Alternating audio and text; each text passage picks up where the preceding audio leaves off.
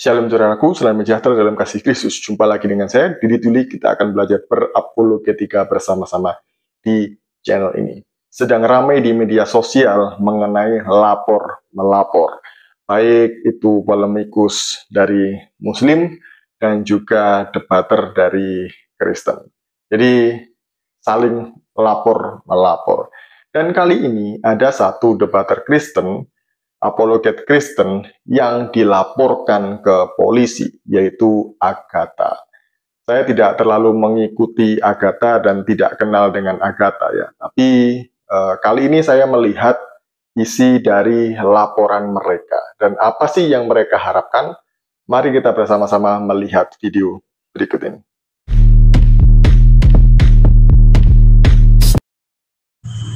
Bismillahirrahmanirrahim.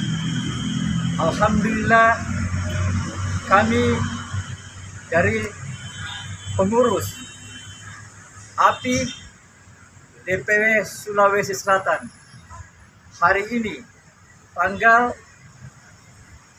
29 Oktober 2024 telah melaporkan dugaan penistaan agama yang telah dilakukan oleh akun bernama Agatha of Palermo. Tujuan utama kami melaporkan dugaan penistaan agama ini adalah dalam rangka menjaga kedamaian dan kerukunan antar beragama dan menjaga toleransi beragama. Salam toleransi. Allahu Akbar. Allahu Akbar. Dalam video ini ada baiknya Bapak Ibu menontonnya sampai akhir supaya tidak salah paham dengan apa yang saya sampaikan. Saya hanya memberikan saran kepada teman-teman yang dalam tanda kutip doyan berdebat di media sosial tentang iman Kristen dan juga Islam. Jadi ada beberapa hal yang perlu diperhatikan. Nah, yang pertama adalah teman-teman semuanya jangan mudah terpancing dengan para polemikus ini ya. Karena ketika berdebat mereka tidak mencari kebenaran, melainkan mereka hanya mencari-cari kesalahan. Yang pertama adalah kesalahan dari iman Kristen, yang kedua adalah kesalahan dari kita, dari pihak Kristen. Jangankan dalam berdebat ya, dalam berapologetika yang santun saja, itu masih ditunggu-tunggu, dalam tanda kutip, itu keselio lidah atau kesalahan. Sehingga ada celah untuk dilaporkan. Jadi bijaklah dalam berdebat. Berapologetika baik, bagus, dan itu memang adalah panggilan setiap orang percaya. Namun ada hal-hal yang perlu diperhatikan. Yang kedua, ada baiknya teman-teman membaca karya tulis saya, jurnal saya yang berjudul Penerapan Teori Conditio Sine Qua Non dalam Prinsip Apologetika Kristen.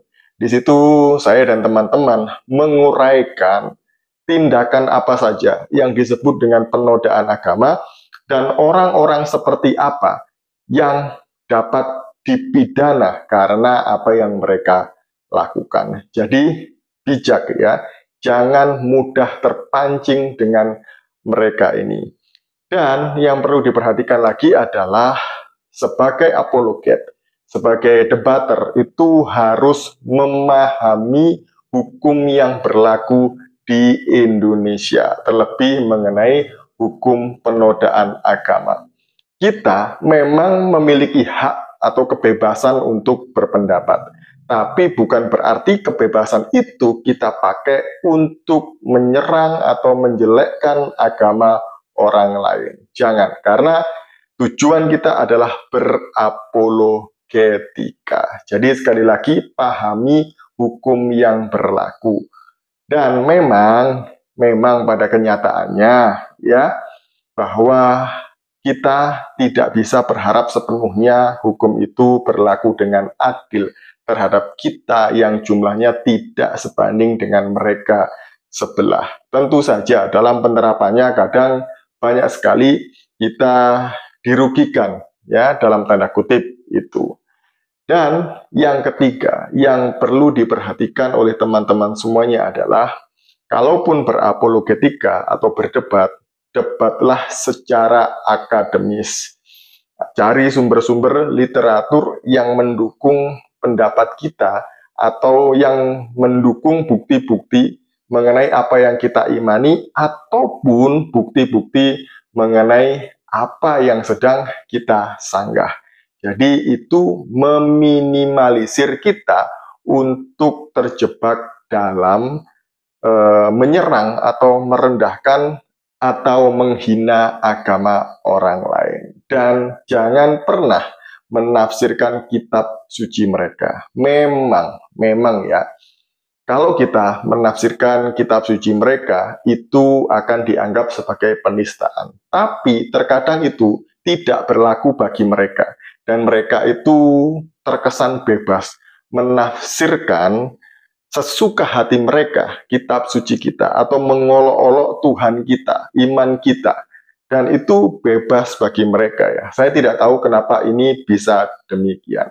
Nah, kalau kita merujuk kepada jurnal saya yang berjudul Penerapan Teori Conditio Sine Qua Non tadi itu, bahwa baik dari pihak Islam maupun Kristen yang melakukan penghinaan atau pelecehan simbol ataupun keyakinan agama orang lain, itu sama-sama mendapat konsekuensi hukum dan bisa dihukum, yaitu tindak pidana.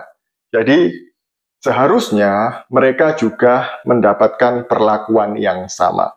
Kalau kita dilaporkan, ya kita punya hak juga untuk melaporkan mereka. Kalau kita dihukum karena melakukan itu, seharusnya mereka yang melakukan itu kepada kita juga dihukum. Bukan hanya Agatha ataupun anak Batak dan mungkin ada beberapa yang lain ya. Tapi dari pihak Islam sendiri itu banyak sekali polemikus yang merendahkan atau melecehkan kekristenan. Contoh Zuma, kemudian siapa lagi? Donditan, Kainama, dan teman-temannya itu ya. Jadi mereka ini dengan bebas menafsirkan kitab suci kita sesuka hati mereka, seenak udel mereka, gitu ya. Tapi mereka baik-baik saja, fine-fine aja. Tapi begitu ada dari pihak Kristen yang melakukan itu, beda ceritanya. Nah, kita semuanya itu diatur oleh undang-undang yang sama, dilindungi oleh undang-undang yang sama, dijamin oleh undang-undang yang sama. Sekali lagi, kalau Kristen melakukan itu dan dapat dipidana, maka pihak Muslim juga seharusnya mendapatkan hal yang sama. Karena hukum harus ditegakkan seadil-adilnya tanpa melihat latar belakang mereka, agama, suku, mungkin pangkat, derajat, apalah itu, gitu ya, tanpa melihat itu, karena semuanya sama di mata hukum. Sekali lagi, nasihat saya kepada teman-teman semuanya dari pihak Kristen, berapologetikalah yang baik dan elegan tanpa merendahkan dan menghina keyakinan orang lain. Sebab kebenaran harus diberitakan dengan cara-cara yang benar. Sekian dari saya, mohon maaf kalau ada salah kata. Shalom, salam waras, Tuhan Yesus memberkati kita semuanya.